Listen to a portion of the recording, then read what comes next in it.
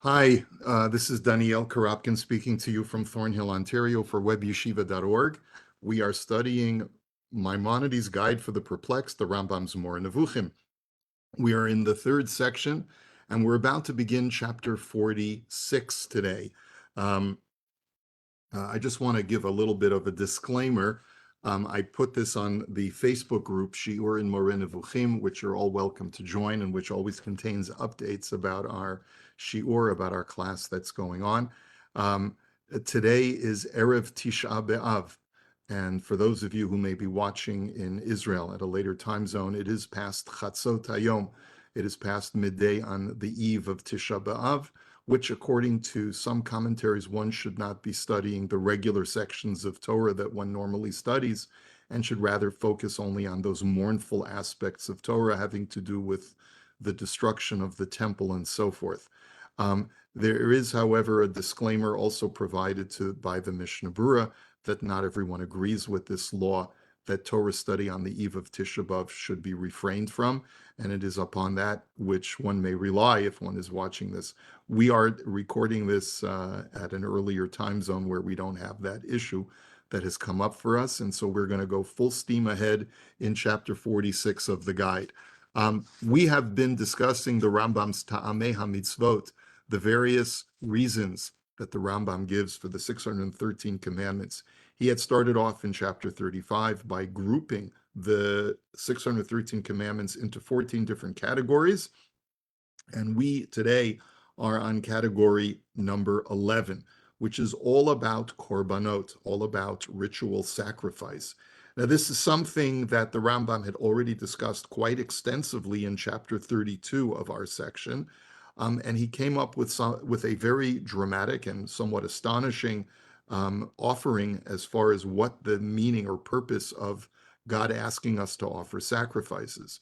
The Rambam had told us that in the time that the Bible was given to the world, over 3,300 years ago, mankind was steeped in a type of ritual worship of the various deities that man ascribed power to, using animal sacrifice and other kinds of rituals that involved burning things on an altar, inside a temple, inside of a shrine. So in chapter 45, the Rambam had covered an entire category of mitzvot having to do with binyan beit habichira, having to do with the construction and the structure and the maintenance and the ministering to the temple that existed in Jerusalem, and said that that too was really a way to help the Jewish people in their incipient stages adjust to a type of religion which, even though that was not the primary focus, but if God had demanded that we completely go cold turkey off of all of these trappings, such as temples, shrines, sacrifices, and so forth, it would have been too difficult for us to adapt to that new type of religion simply because it was not something that anyone was used to.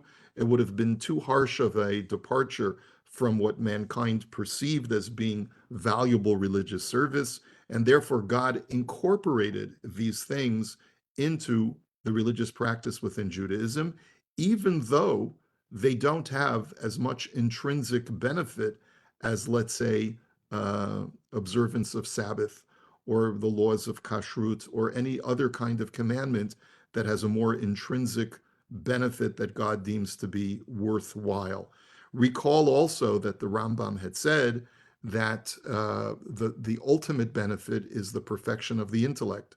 So in some way, these laws of building a temple for God and offering sacrifices to God do provide that benefit by deterring man from making the mistake of turning towards idols. So the benefit of these commandments of making a temple and of offering sacrifices is also to help man understand that even though there may be some kind of religious expression that can be found in these things, they have to be channeled towards not false gods, but rather to the one true God. And that helps put man on track for the ultimate objective of the commandments, which is intellectual perfection, as we've been saying for quite some time. So with all of that said, let's jump right into chapter 46. And here's the outline that appears on your screen if you're watching the video. You can always download this from the Facebook group Shiur in Moreh Nevukhim or from webyeshiva.org's website, which has a course description.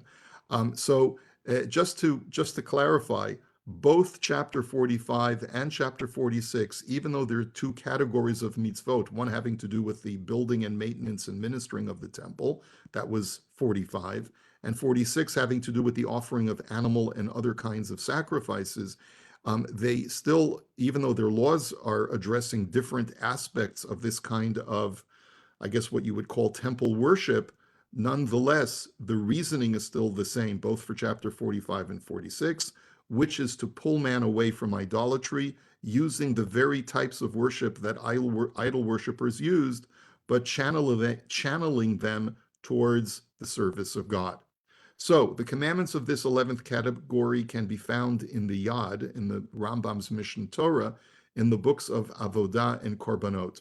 We've already provided a general explanation, going back to chapter 32 and a little bit in chapter 35, and now we will go into the details of each mitzvah. So first of all, the Rambam's going to talk about the specific animals that the Torah identifies that should be used in animal sacrifice. The specific animals are three types of animals: sheep, goats, and cattle. The question is, why specifically these animals? So the first thing that the Rambam wants to point out is that the sheep has special significance to the Jewish people because of our history as slaves in Egypt. Onkelos translates the words To'avat Mitzrayim, the abomination of Egypt, as a reference to the type of idolatry that Egyptians used to worship. He says that it's Be'ira de Mitzray Dochelinle. It is the animal that Egyptians worship. That's literally what it means. And when it calls it the abomination of Egypt, it means that it's an abomination because it's identified as idolatry by Judaism. But the Egyptians used to revere and sanctify their sheep, viewing them as an icon of some kind of astrological force that is known in the astrology tables as Aries, which is the sign of the sheep or the ram. I believe Aries is the ram. And so that was their deity. And they viewed the sheep as the physical manifestation of the deity of Aries on this world.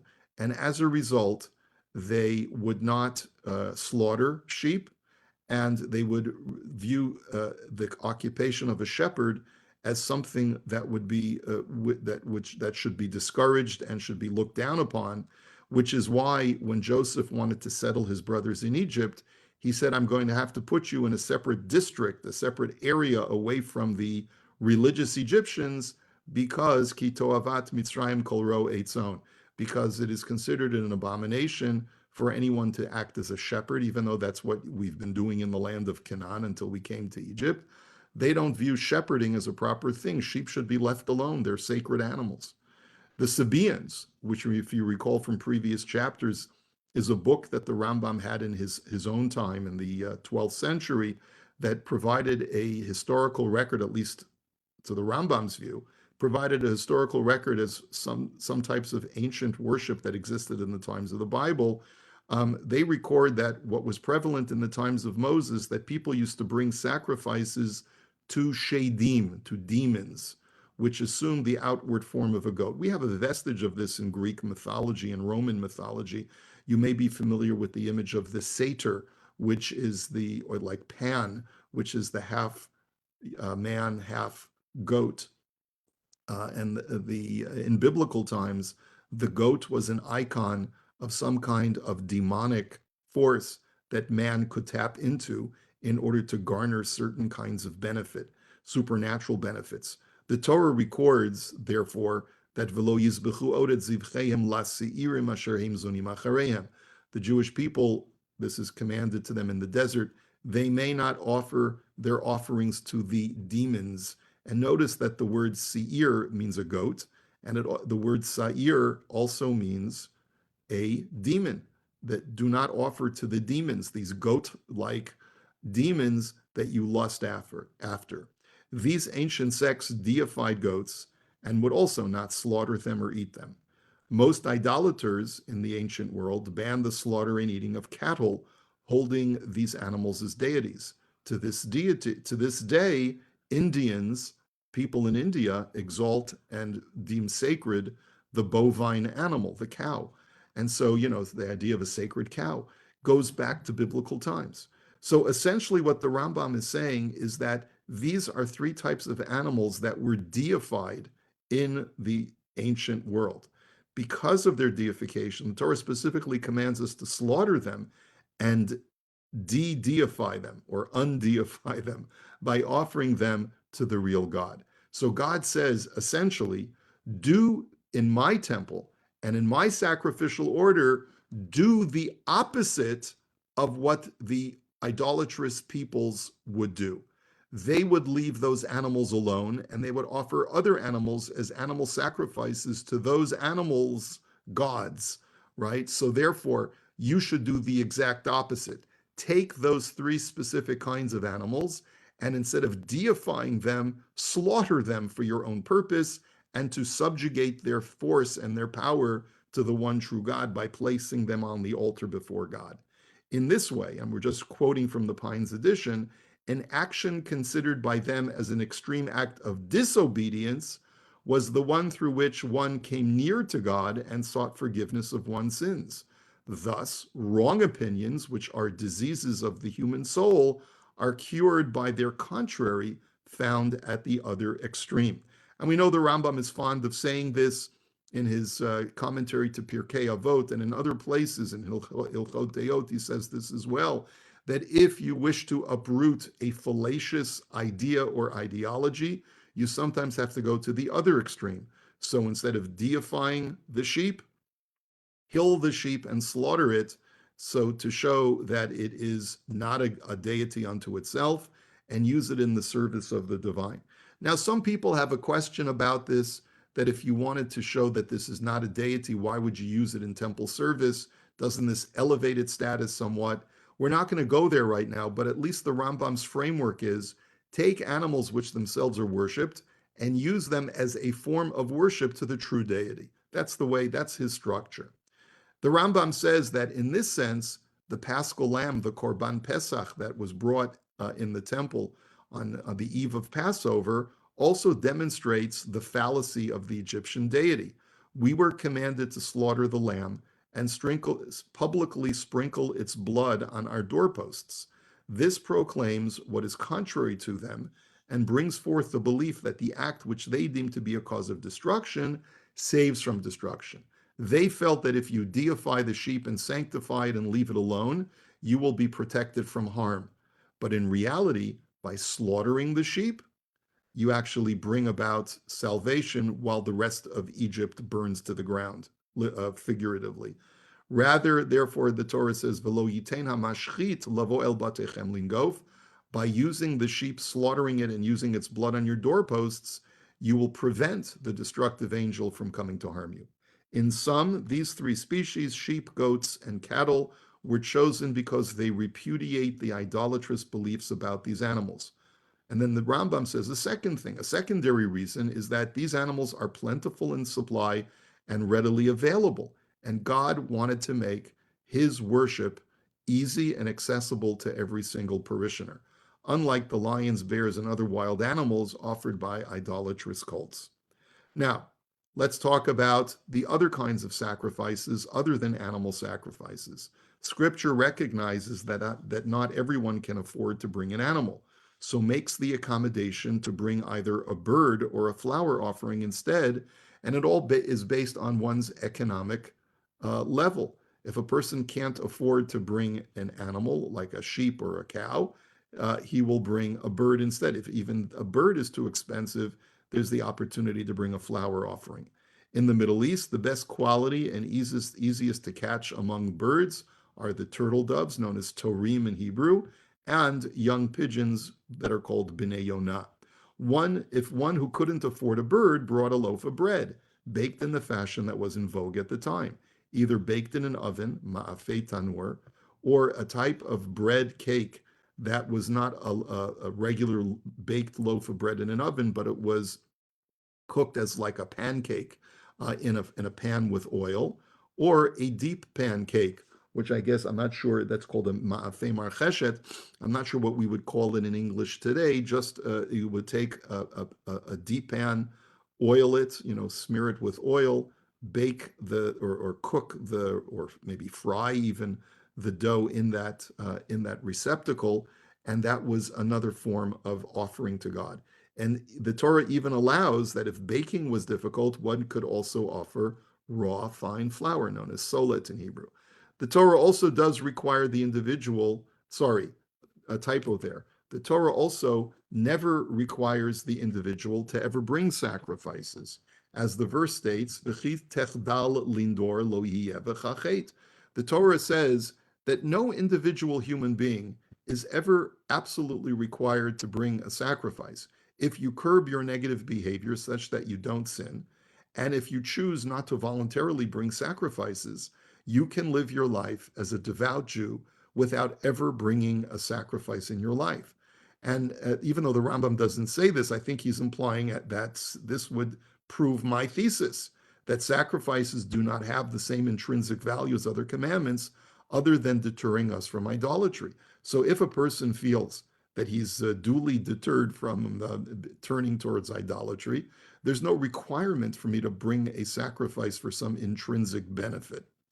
Another point that the Rambam makes to show that the korbanot that are prescribed in the Torah are there to deter us from idolatry, and by the stark difference between the Torah's korban system and the pagan korban system, is that the Torah prohibits adding leavening and honey to flour offerings, specifically because idolatrous worshippers offered their flour offerings with sweeteners and leaven. They did not use salt because they wanted it to be exclusively sweet. And thus, to counteract that, the Torah specifically commands the use of salt on the Torah's sacrifices to God. Now, note that so many other commentaries talk about the intrinsic purpose of making sure that there's no honey or leaven in a sacrifice, in a flour offering, and that you always have to use salt because salt represents an eternal covenant. But the Rambam says that really every detail, every facet of the sacrificial service has a reason that is rooted in making sure that whatever we do in the temple with our animals and our flour offerings is going to be markedly different from the way that the pagans used to offer their sacrifices. Next, number 6, the prohibition of animals with blemishes and the need for the highest quality of service.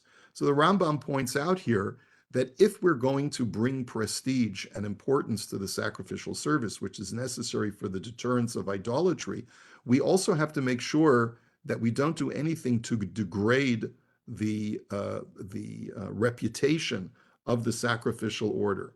And God did not want animals that have physical blemishes like a missing limb or some kind of deformity to be brought on the altar, because then people would treat it lightly, because they would see that, any kind of animal, no matter how malformed it is, can be brought as an offering.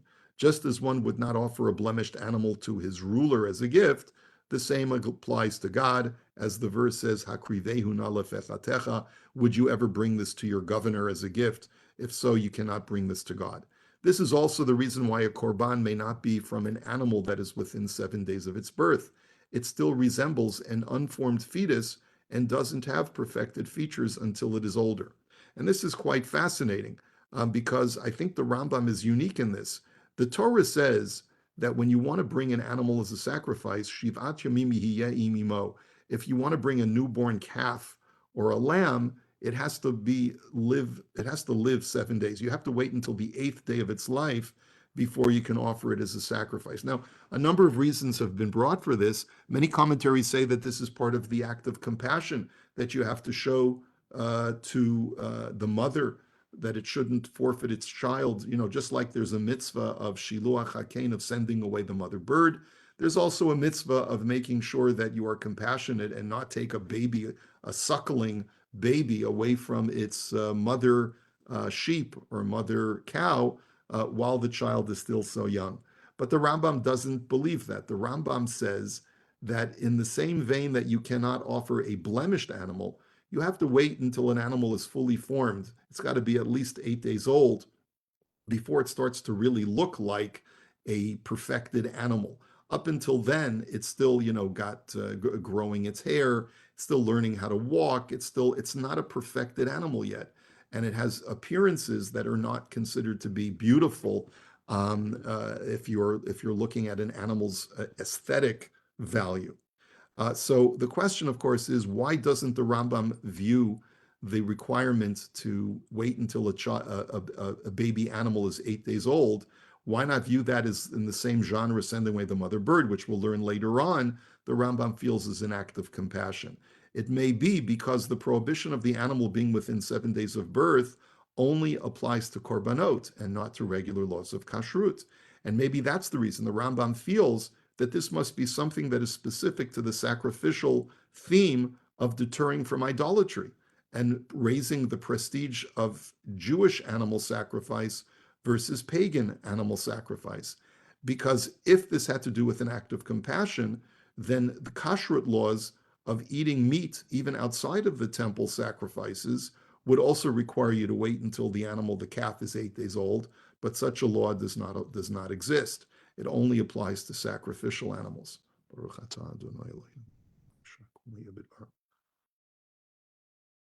Now, the next thing that the Rambam talks about are two things that are prohibited in Deuteronomy chapter 23, the etnan zonah and the mechir kelev, which means if an animal was used to pay a prostitute for her services, then that animal may never be brought on the altar as a sacrifice.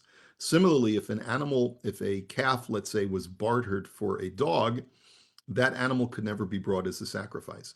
The reason why the Torah prohibits these is to maintain the high esteem for the korbanot and not to use anything unseemly, since these animals were used or bartered in exchange for something which is considered lowly, like a dog or like a prostitute services. You cannot bring them on the altar. The Torah specifically chooses birds, the older turtle dove and the younger pigeon, because these birds are enjoyed the most at their respective ages. The Torah wants to choose the best quality animal and bird. And that's why flour offerings must be mixed with olive oil, making them more pleasant. It is also why frankincense, what's known as livona in Hebrew, needed to be added to them in order to make them fragrant, especially as a means of dispelling the bad odor of burning flesh in the temple, which the Rambam had talked about in the previous chapter as to why there's a daily offering of incense in the morning and in the evening to deodorize the temple from any offensive odor. The next thing the Rambam says is that there are other disqualifications in the sacrificial service, and these other disqualifications elevate the prestige of the korbanot by saying that it's limited in its scope of what you can use. The Torah prohibits any person who is uncircumcised or ritually impure, tameh, from eating a korban. Also, sacrificial meat that became tameh or is past its allotted time for consumption, or that was offered with a distorted intent, what we will call pigul or chutz limikomo, is rendered unfit. If there was any kind of malformed intent of the Kohen when he was in the process of slaughtering or preparing this animal for the altar, or if the animal is tameh, or if the person bringing the animal is tameh, all of these things disqualify the sacrificial order. The korban may only be eaten in a specific area. Certain korbanot, like the korban ola, which is a completely burnt offering, could not be eaten at all. And korbanot had expiration dates. A sin offering could only be eaten in the temple courtyard on the day of its slaughter and the following night. Peace offerings, a korban shlamim, have a lower level of sanctity and therefore could be eaten even beyond the temple courtyard as long as it was within the city of Jerusalem. And it also had a later expiration date. You could eat it on the day of its slaughter, plus the whole following day. But nothing could linger past the second day from the time that it was slaughtered, since the meat would begin to putrefy at that point. And again, the Torah wishes to preserve the honor and prestige and the pristine quality of service in the sacrificial service. All these restrictions, therefore, elevate the importance of the worship. Anyone who gained personal benefit from sacrificial items would be severely punished. Such a person, and that's called mi'ilah, when you get personal benefit from sacrifices. Such a person would need to bring an additional korban, plus he would have to pay a 1/5 penalty above and beyond the value of the animal that he had used for personal use.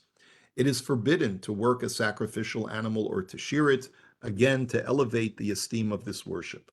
Then we have a law called timurah, which disallows the exchange of an animal sanctity onto any other animal, and instead lays sanctity on both animals.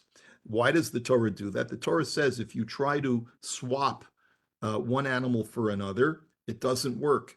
And instead of removing the sanctity off of animal A and transferring it onto animal B, both animals end up being sanctified and having to be forfeited for temple use. It is to prevent lower quality animals to be substituted for higher quality ones.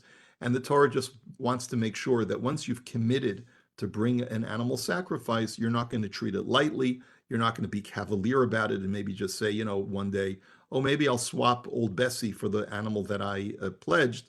I'll save myself some money. No, you can't do that. Now, financial considerations, which also raise the esteem of the temple service. When a person redeems a sanctified object from the temple, he must add a chomesh, what's called a 1/5, which actually may be 1/4. There's different ways of calculating whether it's 20% more than the value of the item that you pledged or 25% more. It's debated in the Talmud. But the bottom line is that if a person, let's say, were to take a book and sanctify it to the temple and say, this is consecrated for the temple, if he wanted to buy back the book, we would valuate the book at its fair market value and add an additional at least 20% to its value and say, if you want the book back, you have to pay more, that much more than what it's worth. Why does the Torah require this? Because people tend to be generous with themselves and miserly in relinquishing their property. The fear was thus that valuations would be made in favor of the Redeemer and that the temple would subsequently be treated unfairly and trivially. The Torah commands that, and that's the reason why you always have to add a certain amount to make sure that the temple is not ripped off. The Torah commands that the flour offering of a Kohen must be completely burnt, as it says in Leviticus chapter 6, B'chol minchat Kohen, kalil tihiyah lo te'achel. Unlike the flour offerings of non-Kohanim, which are only partially consumed, the rest being eaten by the Kohanim. This is because since the Kohen eats the flour offering, if he ate his own offering, there would be no sacrifice manifest for God, since nothing is being relinquished by the Kohen, nothing is being given up by the Kohen, where he denies himself and gives it to God instead. If he gets a chance to eat the flour offering himself, it's no different from him baking a cake for himself and then just eating it. Again, this all reflects upon that every detail of the sacrificial order either deters from idolatry or raises the prestige of the service to make sure that it is not treated lightly. And then the Rambam, even though he's already talked about the Paschal sacrifice above in its function of deterring or sort of de-deifying the Egyptian god of the sheep, the Paschal lamb now goes into more detail as far as some of the details of the Paschal offering. And note that the Rambam had made a brief allusion to the exceptional nature of the Korban Pesach all the way back in chapter 32. If you look back at the Pines edition on the bottom of page 530, top of page 531, I'm just quoting directly from here. He says, it has been made clear both in the scriptural text and in the tradition that in the first legislation given to us, there was nothing at all concerning burnt offerings and sacrifices. If you'll recall, the Rambam had quoted from the book of Jeremiah, who castigates the people because of their overemphasis on bringing korbanot. And he says to them, I never commanded this to you when you left Egypt. Now, what does the prophet mean? According to the Rambam, what he means is that even though later on when the Torah was given on Mount Sinai, there was a teaching about sacrifices, but when you first left Egypt, and I give you your first set of laws, you will not find any mention of the importance or a priority on bringing sacrifices to God. The only exception, the Rambam says, is the Paschal lamb, which was commanded by God to bring even before we left Egypt, before the Exodus took place. So the Rambam says, you ought not to occupy your mind with the Paschal sacrifice of Egypt, for the reason for this is clear and evident, as we shall set forth. That is, All other sacrifices were not initially commanded, as the prophet Jeremiah reminded the people. For the Rambam, this is evidence that korbanot are not of intrinsic importance other than deterring idolatry. Why then were we commanded even before leaving Egypt to bring the paschal sacrifice? The Rambam has already explained above that it was to completely discredit the Egyptian deity in the eyes of the Jewish people. He now explains some other details related to the Korban Pesach. And he goes as follows. He says, we have specific laws for this sacrifice, namely that it can only be eaten roasted. You can't boil it or fry it. It can only be eaten in one home. You cannot, let's say, take one lamb and share it between two homes. And that no bone of the carcass may be broken in order to access more meat. Now, just as matzah is to remind us of our leaving Egypt in haste, the bichipazon, so the commandment to roast the lamb, for there was no time to cook various kinds of dishes and prepare various sorts of food. We all know that if you're in a rush, the quickest way to cook meat is to grill it, is to roast it, because it'll cook fastest. And that is why it was also forbidden to break the bones, since if you wanted to get more meat, that would take time to break the bones, to figure out how to access the meat. And according to the Rambam, all of the laws that surround the restrictions on how to cook and eat the meat are structured so that we should always remember that we ate this in haste when we were leaving Egypt, because we're meant to recreate that feeling of haste on the night of the Seder, to remind ourselves and to envision ourselves as leaving Egypt. That's why it also must be eaten by one group in one home, since having to shuttle between two houses via messenger would only delay the process of consuming the sacrifice. The idea of haste is to ensure that every Jew had the opportunity to leave on time and would not fall behind and suffer consequently. All we do is commemorate this act of haste. God said, leave in haste, drop everything that you're doing, quickly do the paschal sacrifice, and get out. And the reason why God wanted us to rush, according to the Rambam, is that no one would be left behind. Because we all know that the more time you have to prepare for a trip, the more things that can go wrong and the more reason there would be for delays. And so basically, that's the Rambam's approach to the whole idea of haste, and why all of these practices that revolve around the Korban Pesach were designed the way they were, just like eating matzah. The law also states that only pre-designated or pre-invited family members and guests could be part of the chabura, the group that was designated to eat the Korban Pesach in one house. This guaranteed that no one would assume that a family member or close friend would take care of the Korban Pesach for him, and he could just negligently show up without proper preparation. You ever have someone show up at your door Friday night and say, well, I didn't make Shabbos, can I come to your table? Of course, you welcome them in.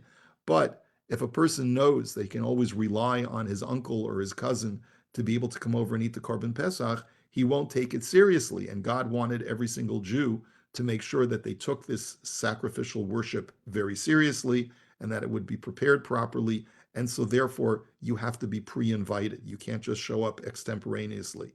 By needing to be part of a chabura, that would force every Jew to take care of it himself at the outset.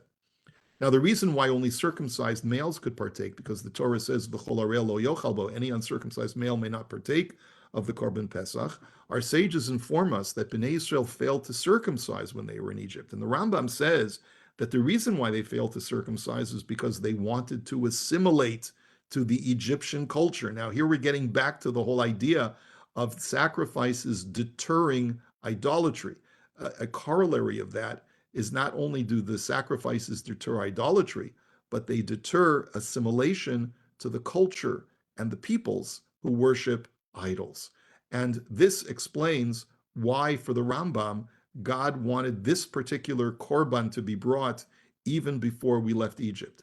You need to make a clean break from Egypt. And in order to do so, you need to show that you are not Egyptian anymore. You need to bring a sacrifice that completely subverts the deity of the Egyptians. And also you need to do it circumcised to show that you are no longer an Egyptian. You don't identify as an Egyptian. The Egyptians did not circumcise, you circumcise. God reversed this trend by requiring any household consuming the Korban Pesach to ensure that all its males needed to have a Brit Milah, a circumcision. Thus, the two bloods, that of the Korban Pesach and that of Brit Milah, commingled. And in our analysis, even though the Rambam sort of doesn't fill in these blanks, he doesn't state this explicitly, but it would seem consistent with his thesis that this was a deliberate commingling of two themes at the time of the Exodus. Number one, discrediting the false gods of Egypt, and number two, affirming the unique covenant between God and the Jewish people, which is the opposite of assimilation. Note how both of these bloods distances the Jewish people from other nations of the world and their belief systems, which would be consistent with the uniqueness of the Korban Pesach as having this feature and why it was given to Bnei Israel early on, despite Korbanot not having any intrinsic value. The only intrinsic value that they have, as is featured by the Korban Pesach, is that they force the Jew to break free from any kind of assimilative forces and to show that he completely rejects his parent culture's modes of worship, their gods, and their culture. And the last thing that we're going to look at today, even though we're just brings us to the middle of the chapter, because we're going to have to divide this chapter into two parts, is that blood was used as part of the sacrificial service, and the Rambam finds particular significance to the use of blood in the offering of sacrifices, even while the Torah prohibits the consumption of blood not in the context of sacrifices. And he says this also goes back to, again, deterring us and pulling us away from idolatry. The Sabaeans maintained that blood was impure, but they nonetheless consumed it. Pagans in the biblical period used to drink blood as a type of worship, believing that it would bring them closer to the shadim, to the demons, who would reveal to them future information in exchange for that worship. Other idolaters couldn't bring themselves to consume blood, but instead slaughtered an animal and collected the blood in a pool which would remain nearby as they ate the animal. This too was believed to be a way to garner the aid of the shadim. In seeking to put an end to these embedded diseases of belief, God prohibited the consumption of blood, making its prohibition so great that it is on the same level as idolatry. And how does the Rambam know that? Because there are only two places in the Chumash and in the Pentateuch where God says that if you do this sin, I will place my face against that soul who does that terrible sin. It appears once in the prohibition of consuming blood, where the Torah says, "V'natati fanai banefesh ochelet et adam," I will turn my face or turn all of my attention against that person who consumes blood. And the same phrase, "V'natati fanai," is for the person who sins by giving his children over to the Molech, idolatry. And this is because blood consumption is a form of idolatry, namely the worshiping of these shadim, of these demonic forces. To counteract the impure designation of blood by the Sabaeans, the Torah instead declares blood to be holy and pure and part of the sacrificial order. In other words, it's not something debased that you only use to garner personal benefit, but rather it is a sanctified part of the animal, which we may not consume, but which should be sprinkled on the altar as a method of atonement for our sins. It purifies and initiates the Kohen for temple service, as is described in Exodus chapter 29, and it's also used in the sacrificial service to effect atonement. And then the Torah commands to take all the leftover blood and pour it out into a duct by the altar. The Torah basically is saying, do the opposite of what the Sabaean practice was, which was to eat the animal sacrifice in the presence of a pool of blood. Just lehefech, the opposite, pour out all the blood after you've used it for its sanctified purpose. Even when an animal is not being offered as a sacrifice, the Torah commands to spill the animal's blood and never consume it. As the Torah says, Rak hadam lo tochelu, you may never consume the animal's blood, and what's more, al haaretz tishpechenu kamayim, spill it out. The Rambam takes that literally, even though halachically there's no specific commandment to spill it, but you must discard it. The Rambam is saying to show that you're not a pagan, where they used to keep the blood even if they didn't drink it, as a way of garnering some kind of benefit from the demons. The Torah even forbids eating in the vicinity of the blood, as the pasuk says, "Lo tochlu al hadam," do not eat upon blood, when discussing the prohibition of divination and witchcraft, acknowledging that people would slaughter, let's say, a bird or a bat, let its blood trickle down on the floor, and then offer incantations over the blood or eat something over the blood. Again, all of this is a throwback to what the pagans used to do. God noted that the Jews of the desert were resorting to their old ways of using blood for summoning demons. And so in the desert, he forbade bisar ta'ava, which is any non-sacrificial meat. The Jews were not permitted to eat that in the desert. It only became permitted to eat, to make a barbecue, let's say in your backyard for non-sacrificial purposes, once we entered into the land of Canaan, into Eretz Yisrael. And the Rambam says that the reason why the Torah made that specific command is because God saw how that first generation that left Egypt were still so much under the influence of these demonic practices of using blood to summon demons. God said, the only time we can kill animals is in the tabernacle, so that there's complete supervision over this practice. Otherwise, Jews are going to go out to a private corner of the desert and they're going to offer some kind of pagan ritual to the gods, and that we can't tolerate. So we're going to continue along our discussion of blood and its use in the temple service when we continue this chapter. We're sort of in the middle of this discussion, but I think we're really over time, and we wanted to be able to have something to talk about, or the part 2 of this chapter, chapter 46. So we'll leave that for next time. Let me wish you a meaningful Tisha B'Av. May this be the last time that we spend it sitting on the floor. May we end up being consoled with joy by the end of this year's Tisha B'Av, L'Shana Haba B'Yerushalayim. Thank you for joining us. Refuah Shalema to our Chayal, Binyamin Ber Ben Chana, in whose merit we are studying today and dedicating this class. And we hope to see you next time on the other side. Take care, everybody. You. Rabbi, is there a class next week?